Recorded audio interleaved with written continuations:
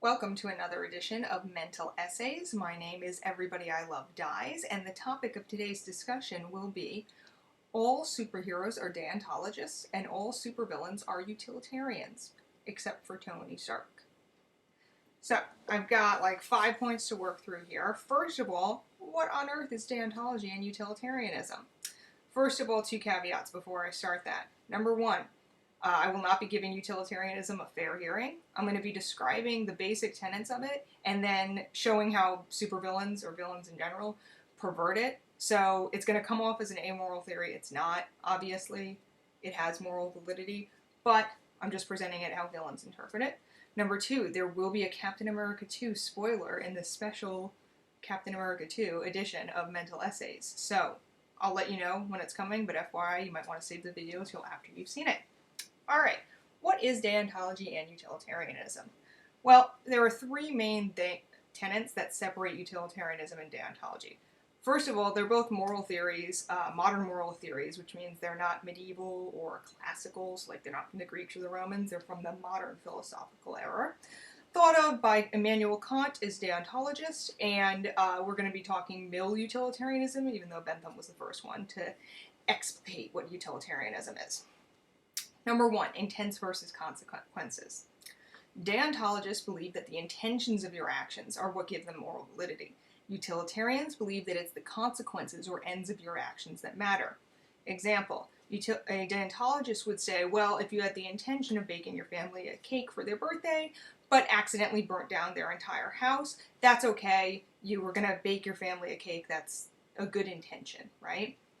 The end of burning everybody to death in a fire doesn't matter. Utilitarians would say, oh, well, obviously consequences need to matter, like the road to hell is paved with good intentions and all. But the downside to this, of course, is that if an assassin was a really bad assassin and accidentally, while shooting for the president, shot the guy on the grassy knoll trying to assassinate the president and killed him instead, that guy deserves a medal because he just killed a presidential assassin, right? That's like really good action, right? It doesn't matter that his intention was to kill the president himself. So you can see there's upsides and downsides to both things. Deontologists, intentions; utilitarians, consequences or ends. Okay? Number 2, the categorical imperative versus the greatest happiness principle. Both deontologists and utilitarians think there's kind of this one maximal law that governs their theories. For the deontologists, this is the categorical imperative, or can my action be universalized? Okay? So, for instance, lying. If I were to lie to someone, is that action morally good? Well, let me test it by trying to universalize it. What kind of society would it be where everybody lied all the time? Well, you couldn't have contracts, you couldn't have any trust, you couldn't really form a society, you'd kind of be in the state of nature, right? That's Thomas Hobbes, that's another philosopher. So lying can't be a good moral action because you can't universalize it, right? For utilitarians, on the other hand, their most important tenet is the greatest happiness principle. You've probably heard this, the greatest happiness for the greatest number, right? Or trying to maximize happiness. Both of these have downsides and upsides, obviously. Talking supervillain-esque, you can see where the greatest happiness principle would fall into some problems, where you say, well, what if I were to enslave like 5% of the population to the benefit of 95% of the population? Well, I'm maximizing happiness, aren't I? So you can see how that gets perverted, right? Third, and this is kind of the most important distinction when it comes to the superhero community, is that from these first two tenets of the different moral philosophies, deontologists say you can never use people as a means to an end. People are ends in themselves. Utilitarians, on the other hand, say you can use people as means to an end because the end that we want is happiness. It doesn't matter how you get there, right? Maximize happiness for everybody or for the most amount of people that you can. Doesn't matter if you have to use people along the way. Deontologists would say no. Your intentions are what matter. Your sense of duty is what matters most of all. And if you're going to use someone, that's wrong because people can't be means to an end. They are ends in themselves. All right, so these are 3 tenets of deontology and utilitarianism. Again, that was quick and dirty. Don't revoke my license as a philosophy teacher. if there were such a thing. Okay. Number 2, superheroes are deontologists. So I kind of showed you already a little bit of how this is the case. But take the traditional superheroes. Don't look at guys like the Punisher or Rorschach, okay? They're exceptions for a reason. But look at guys like Peter Parker, Superman, Steve Rogers, right? These are deontologists. With great power comes great responsibility. Because you have the power to do good, you have a duty to do that good, right? Doesn't matter if you screw up. Doesn't matter if you're young and untrained. It matters that you're trying to help people and that you can never place a single citizen's life beneath the life of anybody else's, right? You can never sacrifice the one in order to help the whole, okay? That's supervillain talk, right? So, on the other hand, you have these supervillains, which are generally the greater good sort of villains who are utilitarians. Most recently, we saw a great example of this in Captain America 2. Here's the spoiler alert. Robert Redford said the exact line, "I can save 7 billion people by sacrificing 20 million. There you go. It's a numbers game. That's utilitarianism in a nutshell, okay? He just said, here's the numbers, 7 billion versus 20 million, okay? Think of the differences of orders of magnitude between a billion and a million, right? He says it's inconsequential to sacrifice the 20 million. Of course, the deontologist, the good hero, like Steve Rogers, for instance, would say, you can't use people as a means to an end. That's a morally abhorrent thing. You can't just sacrifice 20 million people's lives because those are human beings, those are lives. So what if the world's a better place because of it? Right? That's the deontologist stance, is I don't care if everybody on Earth, if all those 7 billion people would absolutely, definitely be better off with those 20 million dead, you can't do it. That's the deontologist stance. And the utilitarian stance saying, we're killing off potential murderers and serial killers and like pedophiles and all these terrible people. We're killing off people who are going to cause unrest and just going to murder people and be awful. It's a numbers game. Why not sacrifice those people for the benefit of all, for the greater good, right? That's the utilitarian stance, and that's the supervillain stance. Now, there's probably a lot of reasons why this kind of comes about.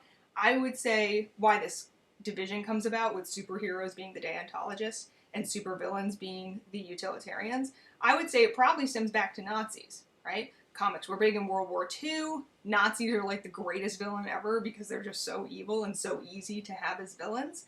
So what did comics do? Well, they had Nazis as villains, and what was the Nazis' ideology? It was a perversion of utilitarianism.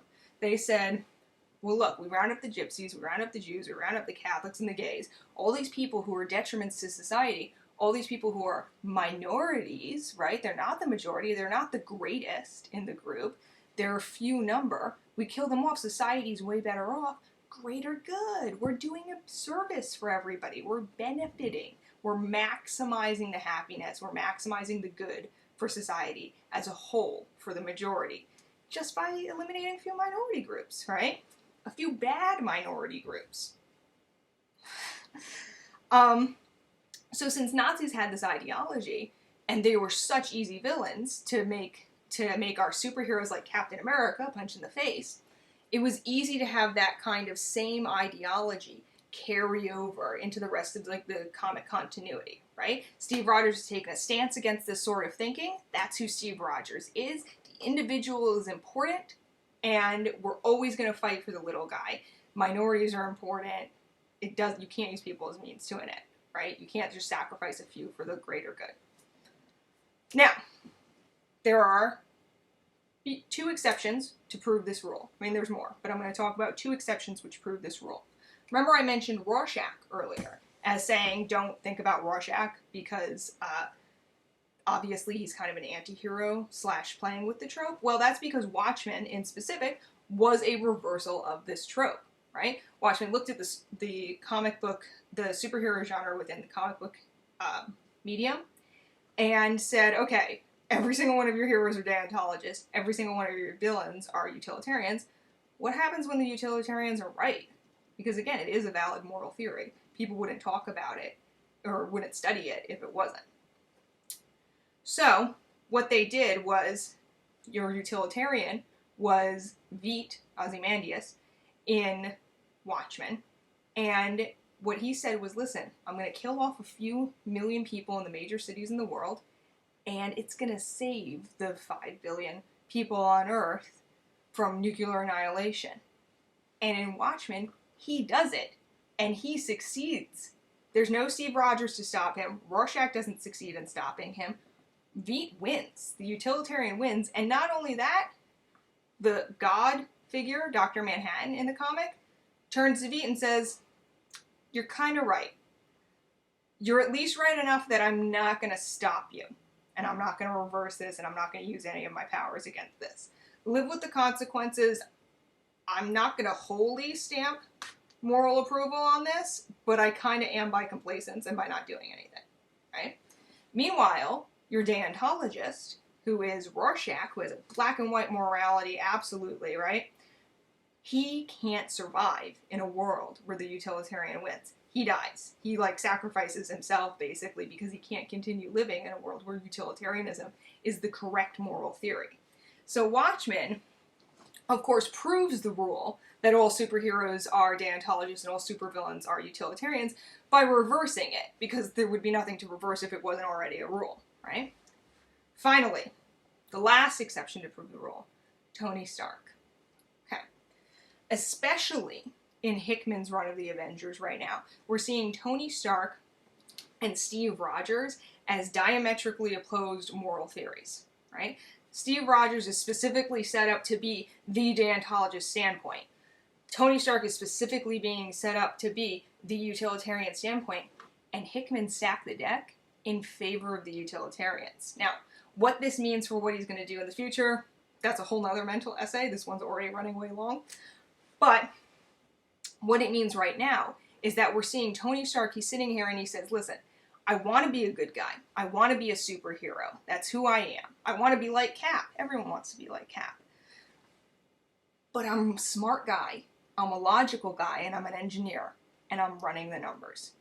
If we have 2 universes that we can save by killing 1 Earth, the population of the people who live on Earth saves 2 whole universes.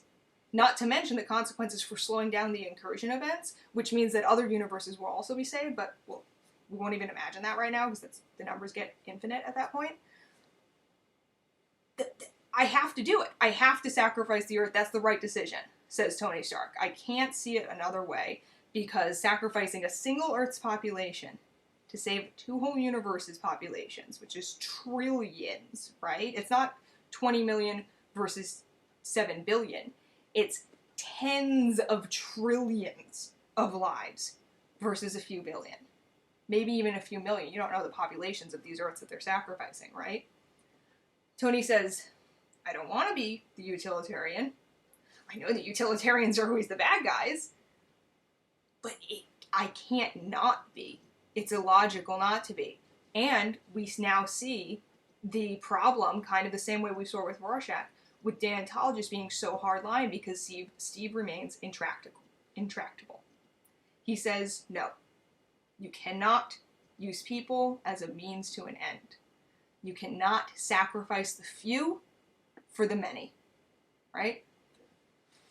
And that is what's so good about Hickman's run on the Avengers, is that it's playing with this trope in specific that all superheroes are deontologists and all supervillains are utilitarians, because Tony Stark is your exception to that rule, and Hickman's using that for an emotional impact, right, of the story. That's it. That's all I have to say. Sorry for running totally long. Thank you for tuning in for another mental essay. My name is Everybody I Love Dies.